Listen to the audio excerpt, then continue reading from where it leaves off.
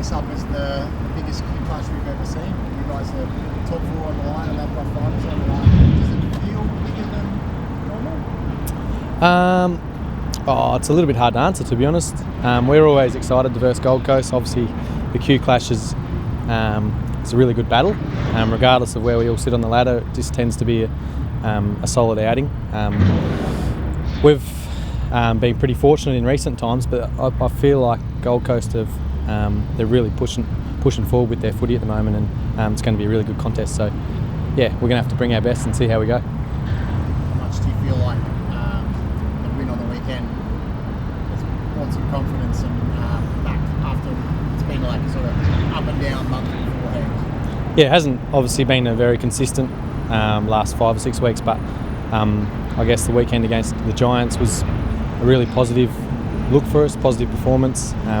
We had a lot of guys that really just contributed and played their role, and that's the sort of side that we're trying to become, is not rely on standout performances to get the job done. We all just want to really chip in and making sure we're all doing the team thing and we can get a good result. And I think on the weekend we showed that that's how we want to play our footy. We just got to be really consistent with it. So hopefully we can really start executing that come a really important time of the year.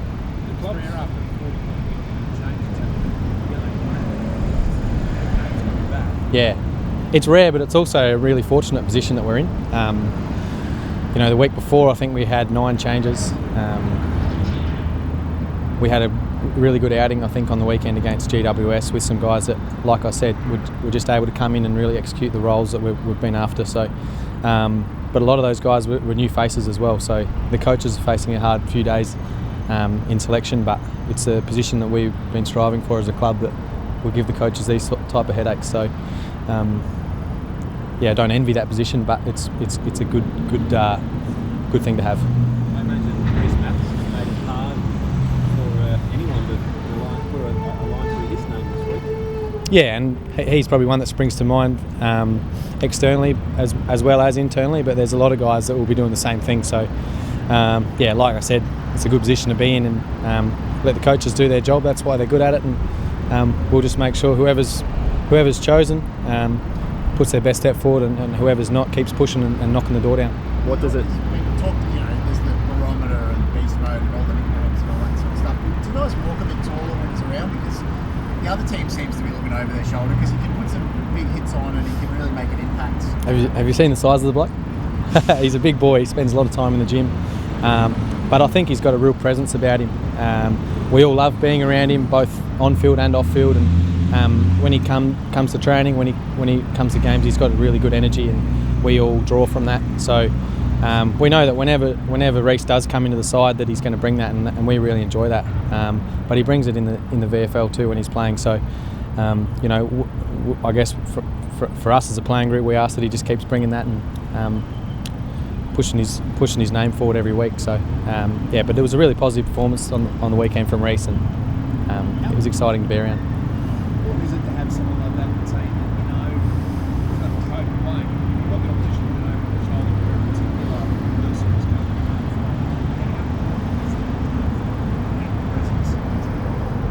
to Yeah, it is, but it comes back to, I think, we're really confident Rhys can come out and just play his role. I think he did that really well on the weekend. Really strong, really clean. He was able to give our other dangerous players some really good looks. So I think he drew an outrageous number of free kicks, but that comes from just being really tough over the ball and winning the ball first. And it was really beneficial, I guess, to have someone that big and strong in there. But that doesn't mean it's going to happen every week. It was just it was a good outing. It's an interesting situation he's been in all season.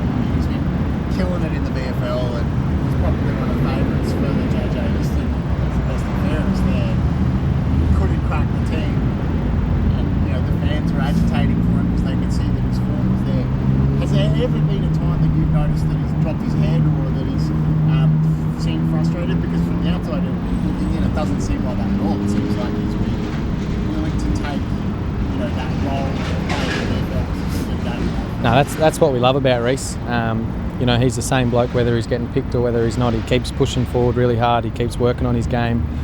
But even better, he stays really consistent with his emotional energy and making sure he gets around us boys. And to have a guy like that I think it really sets the standard in how we want to be as a squad. You know, not everyone's going to be able to play every week, but the ability just to stay connected and emotionally engaged is really important for the group. So it's something we certainly love about Rhys, whether he's playing or not. That emotional standard's up here, I imagine. But he sets his emotional standard. Yeah, really high. Yeah. So it's good fun to be around. You guys have won QClash. I think it's by an average of about 45 points over the last 3 or 4 seasons. What do you put that down to? I guess execution. One thing I'll say is it's never been a blowout from the start. It's always been a really strong contest for a period of time, and that's the sort of footy we want to play. We know we're not going to be able to just come out and blow teams out the park. We want to really grind away and keep executing our process and our system, and hopefully that can deliver a result come the end of the game. So I don't think we'll be expecting a scoreline like that this weekend, but we'll just be happy to take 4 points if we can, just like they will be. How do you guys feel like the forward line's been? It's been an unsettled season. Dan went down for a bit, Joe's gone down for a bit, guys have gone down. You were humming at the start of the season. Do you feel like you're starting to find some form again as a forward? I'd look at the stats and whether the scoring's up or down, but you just haven't had a settled forward line for a bit. Yeah, not for a little bit. It's, to be honest, it's something we spoke about at the start of the year. You know, it's not always going to be perfect for us with personnel, you know, injuries, COVID. We're going to have really different looks at times, but I think we've been really working on dealing with little bits of adversity, and you know, whilst it hasn't been perfect over the last 6 weeks, there's still some really positive signs. We've moved some guys around the team in different positions a fair bit, and we've been able to scrape some wins out. I think that's a positive, but on the weekend I think you could start to see some real connection back. We had a lot of guys that were really presenting and having a presence up forward, and I guess that's all we ask, and that's part of our roles as forward. Linc, how is the COVID situation now? We're on clear at the moment? I think so, yeah. It's hard to say. No, but yeah, I think we're all available this weekend, so it's a really good sign. And obviously a couple of weeks ago we had 9 outs, 5 of those I think were COVID, and now we've got a full squad ready to go. So like I said, hard position to be in as a coach at the moment, but really positive for the footy club.